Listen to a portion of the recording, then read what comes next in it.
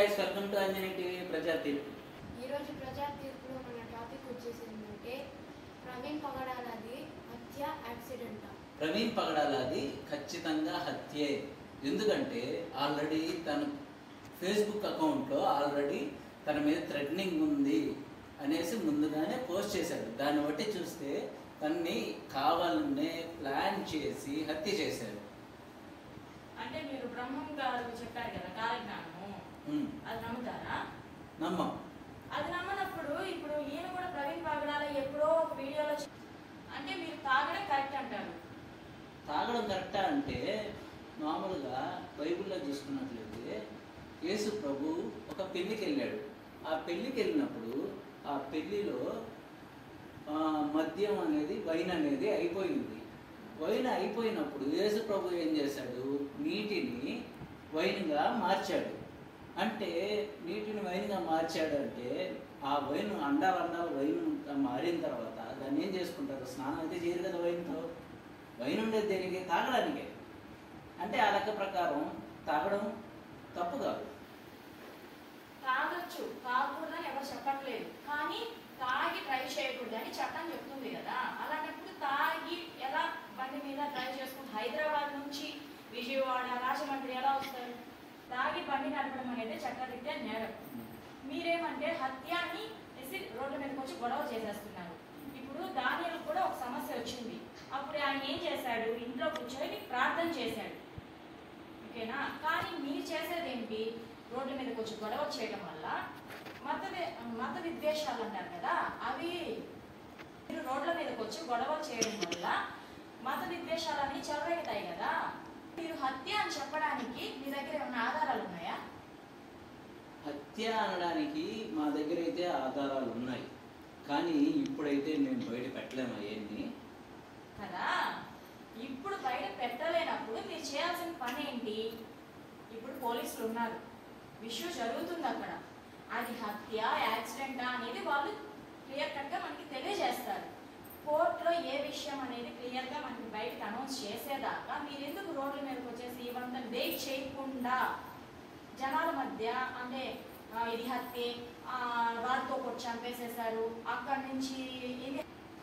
ఇప్పుడు కడుపులో బిడ్డ పడ్డాక బయటికి రావడానికి 9 నెలలు పడుతుంది. ఇప్పుడు కడుపులో బిడ్డ పడ్డాక 9 నెలలు టైం పడుతుంది ఆడ మగ అని తెలియడానికి. కడుపులో బిడ్డ పడగానే మీరు మగబిడ్డ అని మీరు ఊరికే చంకలు గుద్దేసుకుంటుంటే అది ఎంతవరకు కరెక్ట్? మీకు మగబిడ్డ అని ఏమన్నా ముందుగానే తెలిసిపోద్దా? అవును, మాకు దేవుడు ముందుగానే బయలుపరుస్తాడు ఏ విషయాన్నైనా సరే. అవ్వబాకండి, ఏ విషయాన్నైనా సరే దేవుడు మాకు ముందుగానే బయలుపరుస్తాడు. ఇప్పుడు ఈ వీడియో చూసే వాళ్ళకి కూడా చెప్తున్నా, మీకు కావాలంటే ఈ వీడియో చూసే వాళ్ళతోనే నిరూపిస్తా. ఈ వీడియో చూసే వాళ్ళ వ్యూవర్స్లో ఒకరికి కిడ్నీ వేడెక్కుతుంది, అది దేవుడు మాకు బయలుపరుస్తున్నాడు. మీరు ఈ ఛానల్ చూస్తున్నారు కదా, ఈ వీడియోని లైక్ చేసి ఛానల్ని సబ్స్క్రైబ్ చేసినట్లయితే మీ జుట్టు 12 ఇంచులు పెరిగేటట్టుగా దేవుడిని నేను ప్రార్థిస్తున్నాను. మీకు కామెడీగా అనిపించచ్చు కానీ ఇది నిజం, దేవుడు మాకు అలాగే బయలుపరుస్తాడు. మీకు కనుక కిడ్నీ కనుక వేడెక్కినట్లయితే అది లైక్ చేయండి. నేను ముందుగానే చెప్పా, నా ప్రోగ్రాంలో కొన్ని రూల్స్ ఉంటాయి, లాజిక్తో మాట్లాడాలి, లాజిక్తో మాట్లాడకపోతే డైరెక్ట్ బలి పంపించేస్తాను. ఓకే, నేను చెప్పేది అబద్ధం కాదండి, నేను చెప్పేది నిజం. అసలు నిజంగా జరిగింది ఏంటంటే ఆయన హైదరాబాద్ నుంచి బయలుదేరినప్పుడే ఆయన్ని హత్య చేసేసి ఆయన గుడ్డల్ని ఒక పొడిగతను ఒక పొట్టతను దారిలో మార్చుకుంటూ వేసుకుంటూ మద్యం కొంటూ ఇట్లాగా రకరకాలుగా కెమెరాలు ఉండే చోటుని పాస్ అవుతూ అటు బండిని ఊపుతూ ఈ విధంగా డ్రైవ్ చేసి లాస్ట్లో యాక్సిడెంట్ అయ్యి చనిపోయినట్టుగా క్రియేట్ చేశారు. ఇది ముమ్మాటికి హత్యే. సీసీటీవీలో ఆల్రెడీ క్లియర్గా మనకి ప్రవీణ్ పగడాల కనిపిస్తున్నారు అక్కడ, ఓకేనా? దాని మార్గం మధ్యలో వాళ్ళ అక్కతో ఫోన్ మాట్లాడాడు. రాజమండ్రికి వెళ్ళాక అంటే ఆయన ప్రేయర్ చేయడానికి వెళ్ళే ప్లేస్లో అరేంజ్మెంట్స్ ఉంటాయి కదా, అవి చేయడం కోసం అతనితోనూ మాట్లాడాడు అనేది క్లియర్గా పోలీసులు చెప్పారు. కాల్ లిస్ట్లో వచ్చింది అని.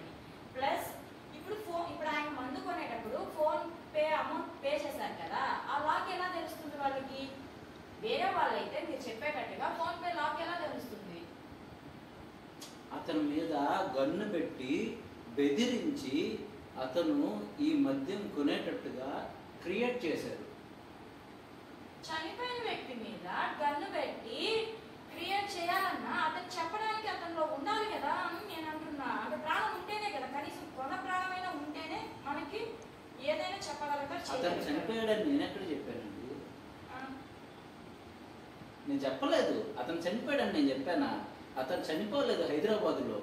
అతను హైదరాబాద్ నుంచి బయలుదేరి విజయవాడ వచ్చిన తర్వాత విజయవాడలో అతన్ని చంపేసి ఆ తర్వాత దాన్ని యాక్సిడెంట్గా క్రియేట్ చేశారు. అతని హెడ్ మీద గన్ను పెట్టి మందు కొనేలాగా చేసి ఆ తర్వాత అతన్ని యాక్సిడెంట్ అయ్యేలాగా చేసి అతన్ని కర్రతో కొట్టి ఒక పొడుగతను ఒక పుట్టతను బైకులు మారుతూ ఉండి అతను చనిపోయినట్టుగా ఒక పెద్ద డ్రామా క్రియేట్ చేశారు. అంటే గన్ పెట్టినప్పుడు ఎవరైనా చూసారా?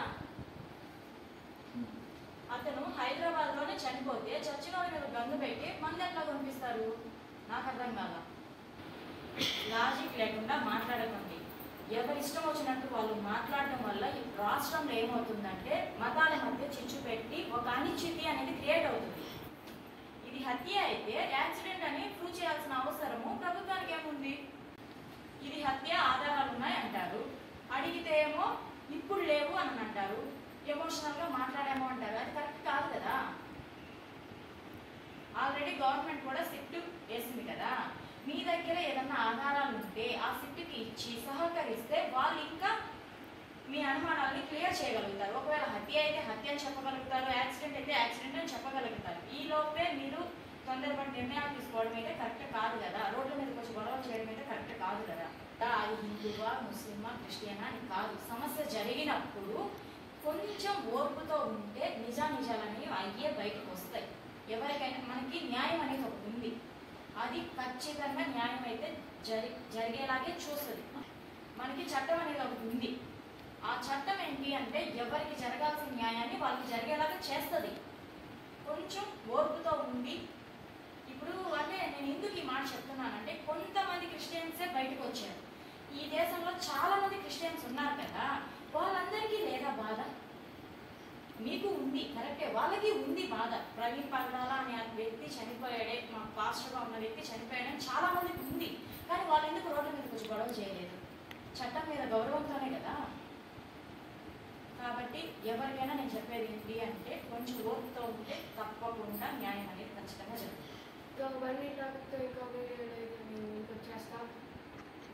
మీ జుట్టు 12 ఇంచెస్ పెరగాలంటే మాత్రం ఛానల్ని సబ్స్క్రైబ్ చేయండి.